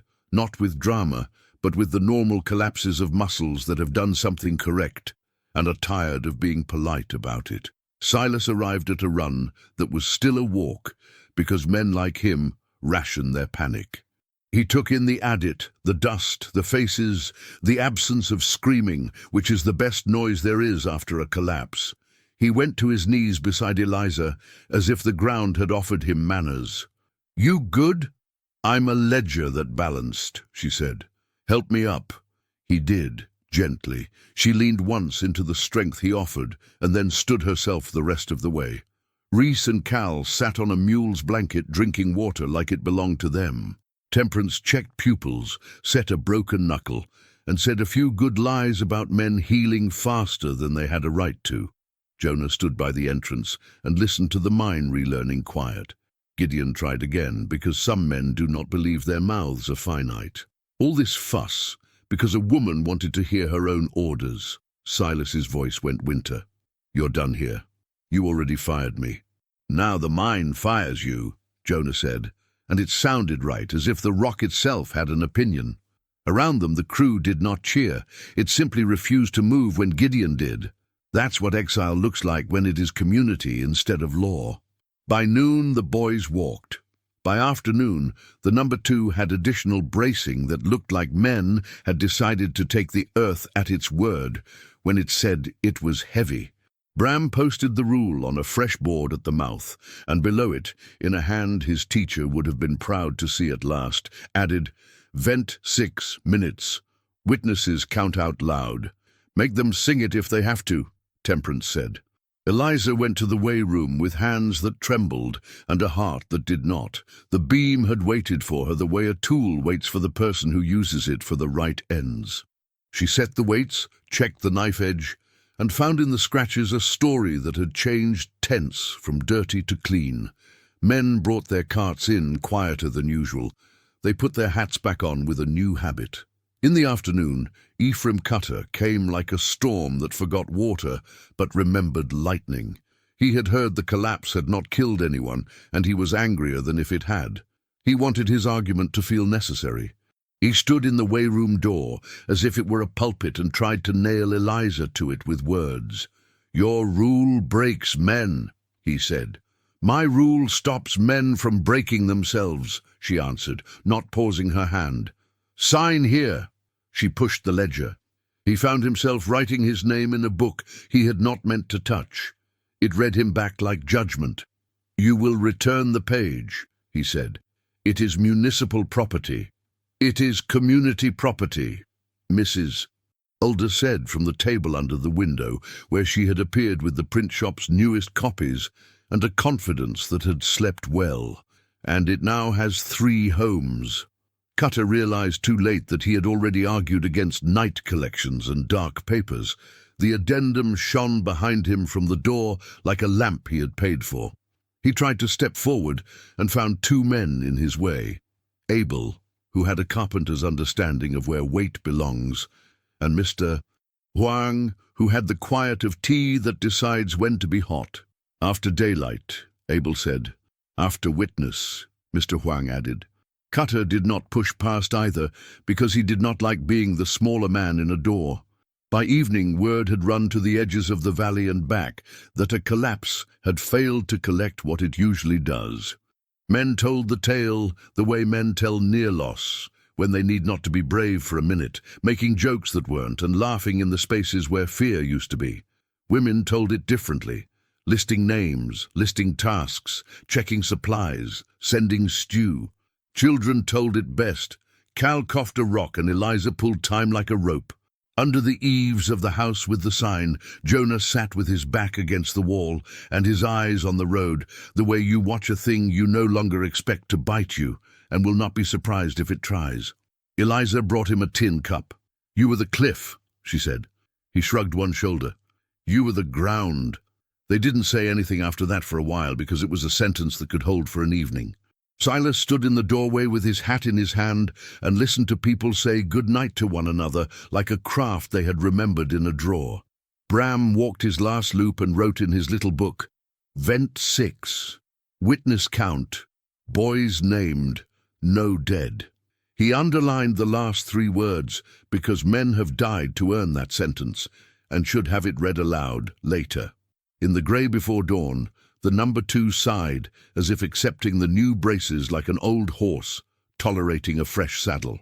Eliza woke with ache in her shoulders that felt exactly like, of course. She rolled them and stood and set the kettle on and looked at the Bible and the page under it and the screwdriver under the pillow and the sign over the door and saw a town that was beginning to believe that the tools it had could be enough. Gideon Slate did not wake with the town. He woke somewhere else, where men go when they have been told their mouths have done enough harm for now. He counted his coins and found them smaller than his plans. He said the word tomorrow like an oath said badly. Ephraim Cutter did not sleep at all. He wrote letters to the capital with ink that smelled like fear and sealed them with a stamp that had begun to think about being ashamed. He drafted an ordinance that would make kitchens illegal unless men built them. He tore it up because even he could hear the laughter. Eliza put on her shawl and stepped out into a morning that had already forgiven the night for trying to be larger than it was. She looked at the adit, at the rule board, at the vent timer Abel had rigged from a church bell rope and a boy's patience, and then at the town coming toward the day with hands ready. She had not forgotten the chalkboard or the number on it or Cutter's mouth or the way Gideon's hand twitched when it wanted to make a point on someone else's sleeve. But the number felt like a thing. "Another day," she told Temperance. "Another," Temperance answered, tying her braid. "We keep." "And we count," Eliza said, picking up the pencil, the ledger, and her place in the story. The day after the tunnel tried and failed to keep 2 boys, Cold Water woke with careful joy. The notary's page slept under Amos and a psalm, the screwdriver slept under a pillow, and the rule over the gate read the same to morning as it had tonight. Weigh no one. Judge Halstead set the hearing for noon, letting the sun do half the work. Before the bell, Eliza and Temperance set a school table in the square with 3 ledgers, weights, wages, and a new mutual book titled in Eliza's neat hand, Stoves, Stones, and Strangers in Bad Weather. Mrs. Alder brought her stamp. Mr. Huang tea. Abel nailed a plank to the courthouse step for people to sign on. Silas came without hurry. Bram stood where a man can move fast and look slow. Jonah leaned against a post like a hinge. Children daubed water on the dust to spare the square a sneeze when big truths walked across it. Cutter arrived in a suit the color of old money and a smile that hoped to sign another day to its contract. Gideon came near enough to borrow heat. Avery, the capital councillor, had dust at his cuffs, a good sign in a man like him. Halstead opened court. "We will not rehearse yesterday. We will name today. Avery. Ms. Quinn will give a complete account. Evening losses restored, the page recovered, and first distributions proposed, by name, to families owed wages per the notary." Eliza did not stand on the step. She stood on the ground. "Evening loss is 0 with witnesses. This," she patted the Bible, "is Pritchard's final instruction, entered in 3 ledgers and 3 safes. This," she lifted the mutual, "is the fund this town asked me to keep." She read names and set down coin. Mrs. Rios, 3 days withheld. Anya Salazar, 5. Michael O'Rourke's widow, 2. Coin sounded correct on wood. Cutter chose indignation. A seal any schoolboy could mimic. Mrs. Alder set the triangle Thomas had found against the page. The torn arcs, married. And any schoolboy cut in half. Avery added sworn statements on attempts to burn copies and recruit a boy to steal the original. Halstead. The court recognizes the page. Wages will be remitted by these numbers. Losses corrected by witnesses. No seizure of persons without a county writ served between sunup and sundown with 3 unrelated witnesses. Cutter flared. "We appeal to the capital." "Appeal to the sun if you like," Halstead said, and set his gavel down like a period that had waited months. Eliza turned to Silas. "One more order, not from the bench, from us." Silas laid the contract he had used to buy her protection. Term complete. He signed termination by mutual consent. Eliza signed. Avery and Bram witnessed. Silas tore the contract down the center without theater and handed the halves to Mrs. Alder. "Eliza Quinn owes me nothing except what neighbors owe." The square did not cheer. It exhaled. Temperance hugged Eliza. Jonah saved a smile for later. Gideon tried one last theft of the moment. "You spend 87,000 on a body and tear the receipt. What kind of baron is that?" "The kind who learned stewardship," Silas said. All afternoon the square became a table. Names were spoken, hands shaken, the stove fund grew heavy, stone orders went to the mason. Bram counted witnesses. Mrs. Alder stamped until her thumb wore the seal like a blessing. Mr. Huang brewed tea so strong Cutter's clerk forgot to scowl. Near sundown, the council called a forum. Cutter tried to measure Eliza with his eyes and found the rule measuring him back. He reached, almost, to tug her shawl and stop the world long enough to make a point. Jonah's palm met his wrist. Bram's hand met his shoulder. "Weigh no one," Bram said for the town. Gideon yanked free. "Then weigh me by your rule," he shouted. "See if I'm wanting." "All right," Eliza said, "by your words." She rang Thomas with a nod. "You invited boys to crawl under houses at night, brought straw and tallow to a door that feeds your neighbors, slid lead under a beam and named it bookkeeping, and twice tried to make a woman's sleeve your proof. By the rule, you lose your place, your pay, and your right to work gold here, and by our custom, you leave by daylight." Silence did what applause could not. Gideon looked for purchase and found none. He left by shrinking, the smaller kind of departure. Cutter called it mob. Halstead, from the step, "Law was here at noon. This is culture." People obeyed the addendum about night without being told. They tidied the square because it would be nice to see it clean in the morning. Eliza packed the ledgers and did not look over her shoulder. Temperance looped her arm through Ruth's. Silas set his hat on the house with the sign peg, like a promise to finish chores. "Steward suits you," Mrs. Alder told him, passing a dish to dry. Jonah watched the road. Eliza met his eyes and let a smile happen. "You still carrying that piece of rope?" He tapped his pocket. Reminder that the difference is small and therefore matters. Morning brought the last deliveries and the first stone for Michael O'Rourke's grave. Eliza and Jonah carried the satchel and a wooden mallet. Bram carried habit. The widow pressed coin to her mouth and then to a tin under the bed. At the yard, the mason set his block. Eliza set the next and tested it. The stone answered yes. On the ridge, Silas joined them. "I have a deed," he said, and handed Eliza a paper. "A small shop on Main, rent paid through spring. If you want the mutual there, I'll carry the table myself." "You don't own me," she said. "I keep finding ways to say it," he answered. "One day I'll stop using paper for it." She looked at the school roof that still creaked, the adet wearing a new brace, the house with the sign, and the tidy square of shade where a shop could hold a ledger and a stove. "I'll take it, on one condition." "Name it." "You come Tuesdays and learn to count without moving your lips." "Done." By noon, the shop had a key in Eliza's pocket and a scandalously clean window.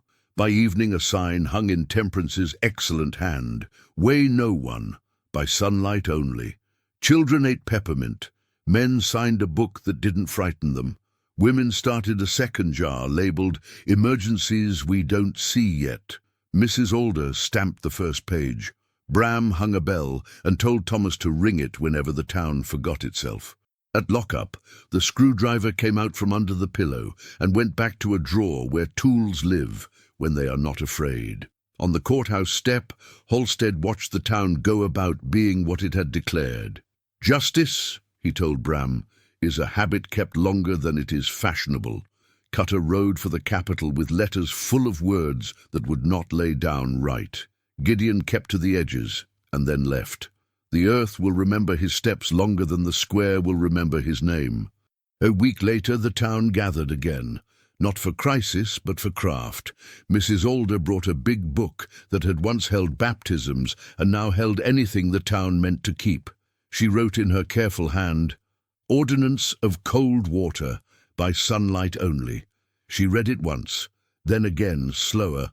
"All collections, inspections, and reckonings will be done between sunup and sundown, with 3 unrelated witnesses. No person shall be weighed by body or insult. Violations forfeit position and claim to gold." "Seconded," Bram said, half smiling, because he had always wanted to say it right. The hands that rose belonged to miners and mothers. The teacher, the mason, Mr. Huang with his tea, Abel with a pencil behind his ear, and Jonah with dust on his sleeve. Halstead stood to the side and did nothing but nod, which is the best use of a judge when a town is judging itself. Silas cleared his throat, the small way of men who are better at doing than declaring. "I've put away the title Baron," he said. "It never was mine to keep. If you need me, say steward, and I'll bring a cart." The town accepted it without fuss. There are worse things than a man deciding to be smaller on purpose. That night Eliza taught a counting class in the new shop. 10 men and 3 women sat on crates and learned why columns sulk when you don't line them up. Jonah came and stared at the page like it might spook. Then he grinned when the columns behaved. "You're good at this," he said. "I'm fond of days that balance," she said.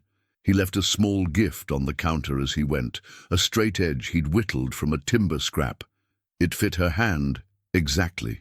2 days later, a letter from the capital arrived like a traveller who had missed the festival. It advised patience, warned against disorder, and promised an investigator when the river thawed. Mrs. Alder nailed it to the bulletin board below the ordnance and wrote in tidy ink, "Received, read, and filed under things that arrive late." The town laughed and then went back to work. Pike, who had watched all this with the careful face of a man learning late, closed his office twice a week and stacked wood at the school without being asked. When a man called him Baron by habit, he said, "Steward'll do," and meant it. You could see the relief in his shoulders where pride had been living. Winter sent one last tantrum of snow. In the hush after, a baby came in the house with the sign. Temperance worked with a competence that made fear feel silly. Eliza held the lamp and counted breaths. Outside, Jonah stood guard because men like him have learned that sometimes the work is to keep quiet around the edges. When the child cried, the sound threaded through the shop's bell and the mind's braces and made the rule seem like a lullaby the town had written for itself. Bram wrote in his little book that night by the stove, "No dead in the collapse, ordnance passed, child born under the new sign, cutter gone east, Gideon gone thin, mutual solvent, school stove content." He closed the book and slept with both boots off, which had not happened since spring. That winter the school stove never went cold. The graveyard learned new stones set with a mallet that answered yes. The mutual bought a midwife's kit and a bolt of muslin, without asking a distant room if women count. In spring, a new board went up on the East Road. "Welcome to cold water. Way no one." Eliza stood beneath it and thought of the chalkboard that had leaned against the pillar and the number meant to crush her. It had become wages, names, stones, soup, a shop, a rule with humour and teeth, and a habit of daylight. People passed under the board and did not stoop. She felt Jonah at her shoulder. He didn't speak. Sometimes that is the romance. Silas joined, hat in hand, looking less like a baron and more like a man who could lay a fence straight. Temperance tied a ribbon on the post, which is as close as a town comes to a ribbon cutting when what it is cutting is a habit of cruelty. "All right," Eliza said. "Let's see if we can keep this without a speech." "Speeches are for beginnings," Temperance said. "Habits are for living." "Then let's live," Eliza answered. Thomas rang the bell too often because boys are the proper instrument of celebration. The sound carried and came back as something that had learned it belonged. The rule never needed to shout again. It hung over doors, visited the weigh room at dusk and the kitchen at dawn. A few men tested it and learned quickly why no one dared break it, not because they would be dragged, but because they would be named, and naming is heavier than handcuffs in a town that remembers. Eliza pinned up her hair, tied on her apron, and set out the pencils. People arrived with numbers and stories and buttons and needs. She greeted them by name and appetite. Outside, the sign moved once in a breeze and settled like a truth that had found a home. If this story left you thinking about what we choose to weigh and what we choose to honor, tell me which moment changed the town for you. Drop your thoughts in the comments. I'd love to hear your take. And if you want more rugged, heart-first tales from the frontier, hit subscribe to Gold Rush Stories and tap the bell so you don't miss the next strike.